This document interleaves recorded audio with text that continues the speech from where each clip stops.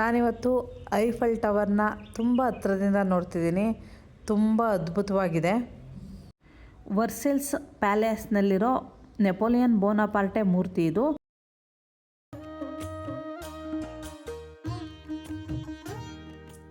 ಇವತ್ತು Eiffel tower ಮೇಲಿಂದ ಪ್ಯಾರಿಸ್ನ ನೋಡೋದು ಇವತ್ತಿನ ಟೂರಿನ ಪ್ಲ್ಯಾನ್ ಆಗಿತ್ತು. ಹಾಗಾಗಿ ಬೇಗ ರೆಡಿಯಾಗಿ ಬ್ರೇಕ್ಫಾಸ್ಟ್ ಮುಗಿಸ್ಕೊಂಡು ಬರ್ತಾ ಇದ್ದೀವಿ. ನಾನಿವತ್ತು ಐಫೆಲ್ ಟವರ್ನ ತುಂಬ ಹತ್ರದಿಂದ ನೋಡ್ತಿದ್ದೀನಿ. ತುಂಬ ಅದ್ಭುತವಾಗಿದೆ.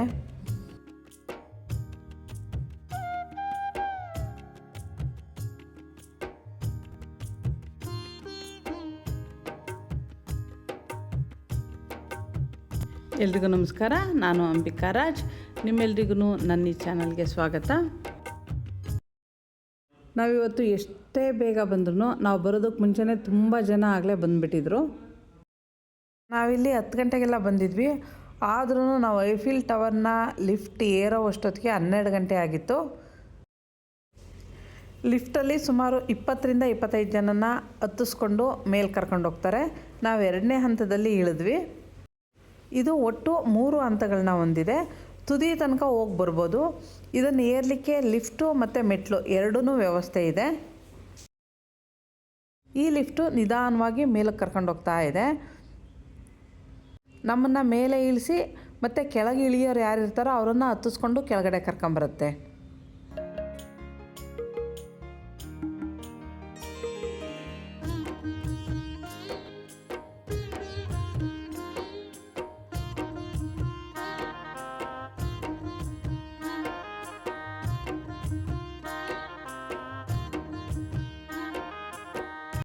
ನಾವು 2ನೇ ಹಂತದಲ್ಲಿ ಇಳಿದಾಗ ತುಂಬ ಥಂಡಿ ಗಾಳಿ ಇತ್ತು.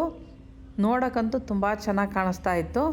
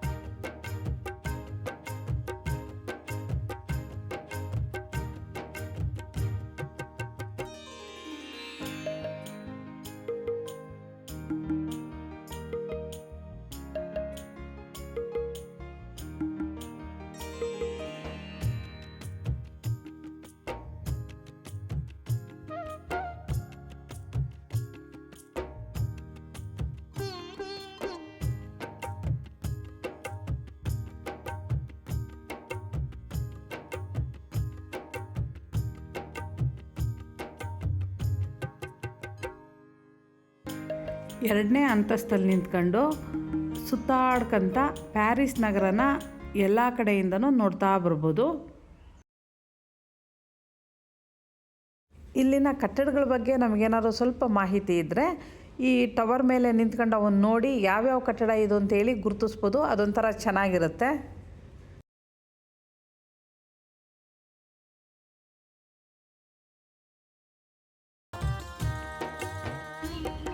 ಇಲ್ಲಿ ತುಂಬ ರಶ್ ಇತ್ತು. ನಿಧಾನವಾಗಿ ಜಾಗ ಮಾಡ್ಕೊಂಡು ನಿಂತ್ಕೊಂಡು ನೋಡ್ಕೊತ ಬರ್ತಾ ಇದ್ದೀವಿ. ನಮ್ಮ ಟೂರ್ ಮ್ಯಾನೇಜರು ಈ ಟವರಿಂದ ಎಷ್ಟೊತ್ತಿಗೆ ಕೆಳಗಿಳಿದು ಬರಬೇಕು, ಯಾವ ಜಾಗಕ್ಕೆ ಬರಬೇಕು ಅಂತ ಮುಂಚೆನೇ ತಿಳಿಸಿದರು.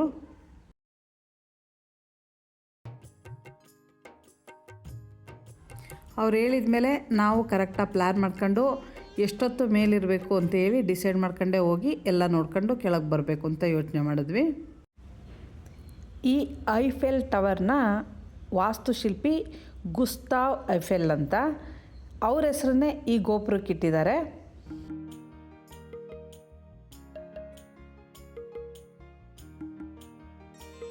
ಇದಕ್ಕೆ ಒಳ್ಳೆ ಗುಣಮಟ್ಟದ ಕಬ್ಬಿಣನ ಉಪಯೋಗಿಸಿದ್ದಾರೆ. 7,000 ಟನ್ಗಿಂತ ಹೆಚ್ಚಿಗೆ ಕಬ್ಬಿಣನ ಉಪಯೋಗಿಸಿದ್ದಾರೆ. ಸುಮಾರು 15,000 ಕಬ್ಬಿಣದ ತೊಲೆ, 25 ಲಕ್ಷ ಬೋಲ್ಟ್ಗಳನ್ನು ಉಪಯೋಗಿಸಿದ್ದಾರೆ ಅಂತ ಹೇಳಿ ತಿಳಿದು ಬಂತು. ಫ್ರಾನ್ಸ್ ಕೈಗಾರಿಕಾ ಕೌಶಲ್ಯನ ಪ್ರದರ್ಶನಕ್ಕೆ ಅಂತೇಳಿ ಈ ಗೋಪುರನ ನಿರ್ಮಿಸಲಾಗಿದೆ. 20 ವರ್ಷದ ನಂತರ ಇದನ್ನು ತೆಗಿಬೇಕು ಅಂತ ಹೇಳಿ ಮುಂಚೆನೇ ಡಿಸೈಡ್ ಆಗಿತ್ತಂತೆ. ಆದರೆ ರೇಡಿಯೋ ಆಂಟೆನಾ ಮತ್ತು ವೈರ್ಲೆಸ್ ಟೆಲಿಗ್ರಾಫ್ ಟ್ರಾನ್ಸ್ಮಿಟರ್ಗಳನ್ನ ಈ ಗೋಪುರದಲ್ಲಿ ಇರಿಸಿದ್ರು, ಹಾಗಾಗಿ ಇದನ್ನು ಹಾಗೆ ಉಳಿಸ್ಕೊಂಡಿದ್ದಾರೆ.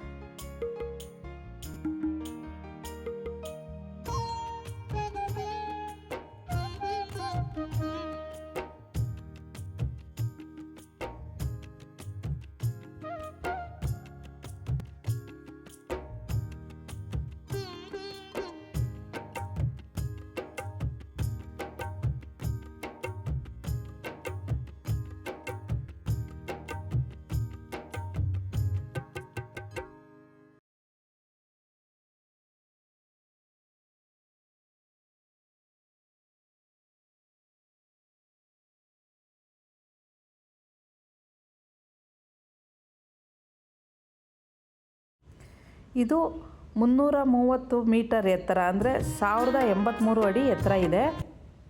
1889ರಿಂದ 1930ರವರೆಗೆ, ಅಂದರೆ ಸುಮಾರು 40 ವರ್ಷದವರೆಗೂ ಇದೇ ವಿಶ್ವದ ಅತಿ ಎತ್ತರದ ಮಾನವ ನಿರ್ಮಿತ ರಚನೆ ಅಂತೇಳಿ ದಾಖಲೆ ಆಗಿತ್ತಂತೆ.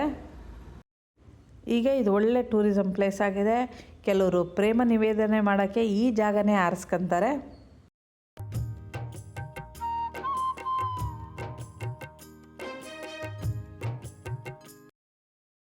ಸುಮಾರು ನಾವು ಇಲ್ಲಿ ಒಂದು 30ರಿಂದ 35 ನಿಮಿಷ ಮೇಲೇ ಇದ್ವಿ. ದಟ್ಟವಾಗಿ ಮೋಡ ಕವಿತಾ ಇತ್ತು. ಅಂದರೆ ಈ ಟೈಮ್ನಲ್ಲಿ ಯಾವಾಗ ಬೇಕಾದರೂ ಮೋಡ ಆಗಿ ಮಳೆ ಬಂದುಬಿಡುತ್ತೆ. ಮಳೆ ಬಂದರೆ ಇದಕ್ಕಿದ್ದಂಗೆ ಚಳಿ ಜಾಸ್ತಿ ಆಗುತ್ತೆ. ಹಾಗಾಗಿ ಜರ್ಕಿನ್ನು, ಛತ್ರಿ ಯಾವಾಗಲೂ ಜೊತೆಯಲ್ಲಿ ಇಟ್ಕೊಳ್ಳೋದು ಒಳ್ಳೆಯದು.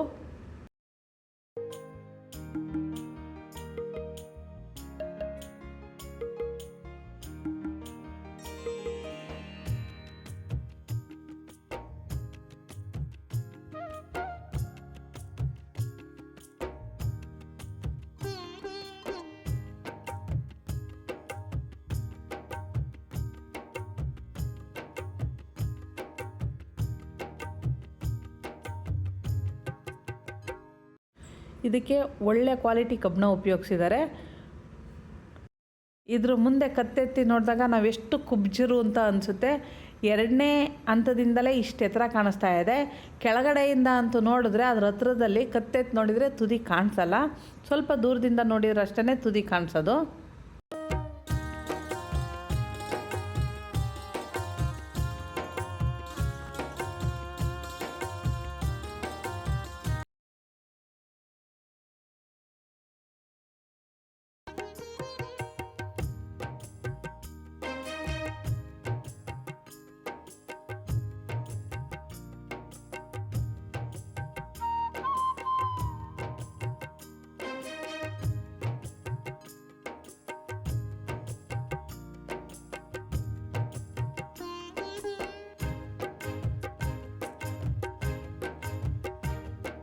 ಸುಮಾರು ಹೊತ್ತು ಮೇಲಿದ್ದು ಆಮೇಲೆ ಲಿಫ್ಟ್ ಮೂಲಕ ಕೆಳಗಡೆ ಬಂದ್ವಿ.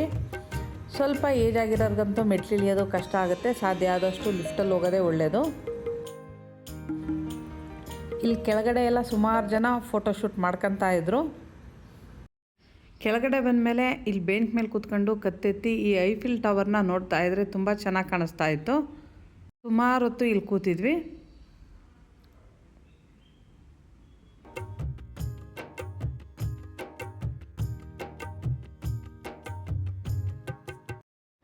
ವರ್ಸೆಲ್ಸ್ ಪ್ಯಾಲೇಸ್ನಲ್ಲಿರೋ ನೆಪೋಲಿಯನ್ ಬೋನಾಪಾರ್ಟೆ ಮೂರ್ತಿ ಇದು. ಇದನ್ನು ಕಳೆದ ವಿಡಿಯೋದಲ್ಲಿ ಹಾಕಬೇಕಾಯಿತು, ಮಿಸ್ ಆಗಿತ್ತು, ಹಾಗಾಗಿ ಇಲ್ಲಿ ಹಾಕ್ತಾ ಇದ್ದೀನಿ. ಬೋನಾಪಾರ್ಟೆ ಶಿಲ್ಪ ತುಂಬ ಚೆನ್ನಾಗಿ ಕಾಣಿಸ್ತಿದೆ.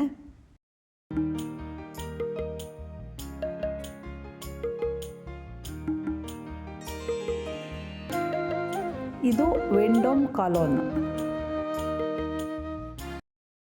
ಇದೊಂದು ಸ್ಮಾರಕ ಸ್ತಂಭ. ಇದು ಪ್ಯಾರಿಸ್ನ ಪ್ರಸಿದ್ಧ ವೆಂಡೋಮ್ ಸ್ಕ್ವೇರ್ನಲ್ಲಿ ಇದೆ. ಕೆಲವು ರಾಜಕೀಯ ಬದಲಾವಣೆಗಳಲ್ಲಿ ಇದನ್ನು ಕಿತ್ತಾಕಿದ್ರಂತೆ ಮತ್ತೆ ಸ್ಥಾಪನೆ ಮಾಡಿದ್ದಾರೆ.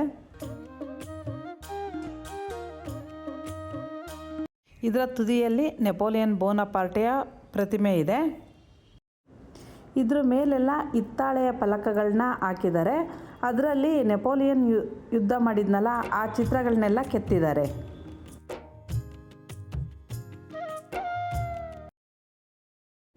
ಇದು ಗ್ರ್ಯಾಂಡ್ ಪ್ಯಾಲೇಸ್. ಇಲ್ಲಿ ವಿಶ್ವದ ಖ್ಯಾತ ಕಲಾವಿದರಿಂದ ಕಲಾ ಪ್ರದರ್ಶನ ಮತ್ತು ಫ್ಯಾಷನ್ ಶೋಗಳು ನಡೀತವೆ.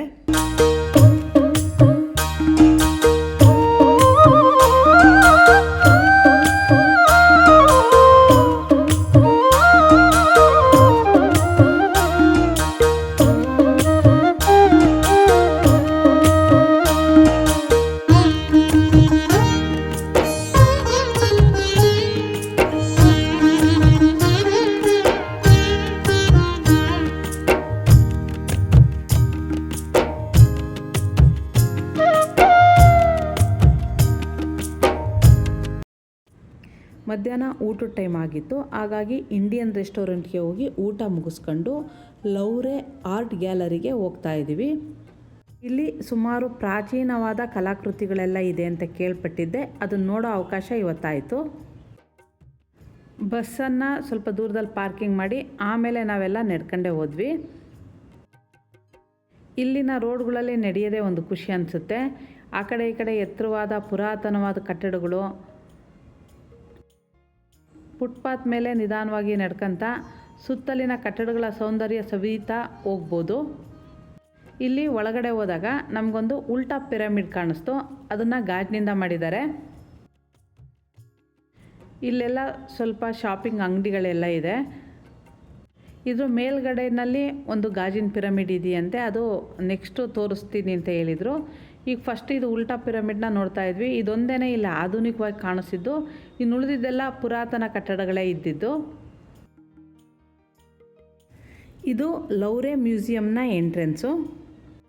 ಇದು ಮುಂಚೆ ಅರಮನೆ ಆಗಿತ್ತಂತೆ.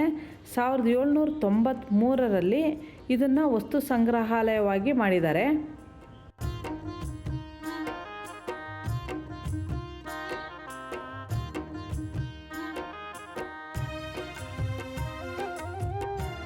ಇದು ವೀನಸ್ ಡಿ ಮಿಲೋ, ಪ್ರಾಚೀನ ಗ್ರೀಕ್ ಶಿಲ್ಪ. ವಿಶ್ವದ ಪ್ರಸಿದ್ಧ ಮೊನಾಲಿಸಾ ಪೇಂಟಿಂಗ್ ಇರೋದು ಈ ಗ್ಯಾಲರಿನಲ್ಲೇ. ಆ ಪೇಂಟಿಂಗ್ನ ಲಿಯೋನಾರ್ಡೋ ಡಾವಿಂಚಿ ಅಂತ ಇಟಲಿಯ ಕಲಾವಿದ ರಚನೆ ಮಾಡಿರೋದು. ಅದನ್ನು ನೋಡಲಿಕ್ಕೆ ನೋಡಿ ಎಷ್ಟೊಂದು ಜನ ಇದ್ದಾರೆ. ತುಂಬ ರಶ್ ಇತ್ತು ನಾವು ಹೋದಾಗ.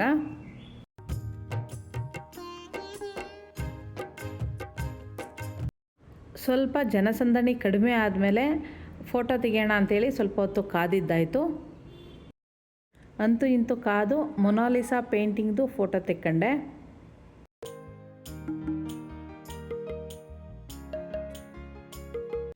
ಇದೊಂದು ಪುಟ್ಟ ಫ್ರೇಮ್ ಇರೋ ಅಂಥ ಪೇಂಟಿಂಗು. ಅದನ್ನು ನೋಡಲಿಕ್ಕೆ ಸ್ವಲ್ಪ ಹತ್ರ ಹೋದ್ರೇ ಚೆನ್ನಾಗಿ ಕಾಣಿಸೋದು. ದೂರದಿಂದ ನೋಡಿದರೆ ಅಷ್ಟು ಸ್ಪಷ್ಟವಾಗಿ ಕಾಣಿಸಲ್ಲ. ನಾವು ಸ್ವಲ್ಪ ಹೊತ್ತು ಕಾದಿದ್ದು ನೋಡಿಕೊಂಡು ಬಂದ್ವಿ. ಇಲ್ಲಿ ಇದ್ರ ಜೊತೆ ಸುಮಾರು ಪೇಂಟಿಂಗ್ಸ್ಗಳೆಲ್ಲ ಇದೆ. ಎಲ್ಲದನ್ನು ನೋಡಲಿಕ್ಕೆ ಸ್ವಲ್ಪ ಟೈಮ್ ಬೇಕಾಗುತ್ತೆ.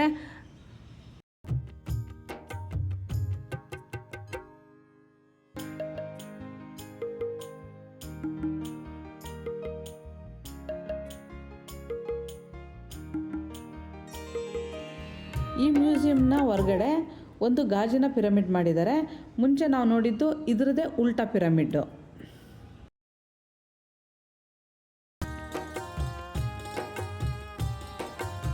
ಸ್ವಲ್ಪ ಬಿಸಿಲು ಚುರುಗುಡ್ತಾ ಇತ್ತು.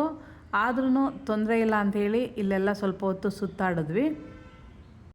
ನಂತರ ಇಲ್ಲೇ ಹತ್ರದಲ್ಲಿರೋ ಆರ್ಯ ಭವನ್ನಲ್ಲಿ ಸೌತ್ ಇಂಡಿಯನ್ ಊಟ ಮಾಡಿದ್ವಿ. ವಿದೇಶದಲ್ಲಿ ಮೊದಲ ಬಾರಿಗೆ ಹಿತ್ತಲವರೆಕಾಯಿ ಅಂದರೆ ಮನೆ ಅವರೆಕಾಯಿಂದು ಪಲ್ಯ ತಿಂದಿದ್ದು. ಒಳ್ಳೆ ಫಿಲ್ಟರ್ ಕಾಫಿ ಕುಡಿದ್ವಿ. ಒಳ್ಳೆ ನೆನಪಿನೊಂದಿಗೆ ಪ್ಯಾರಿಸ್ಗೆ ಬಾಯ್ ಹೇಳ್ತಾ ಹೊಸ ತಾಣ ನೋಡಲಿಕ್ಕೆ ನಾಳೆ ಮುಂದುವರಿತಾ ಇದ್ದೀವಿ. ನಮಸ್ತೆ.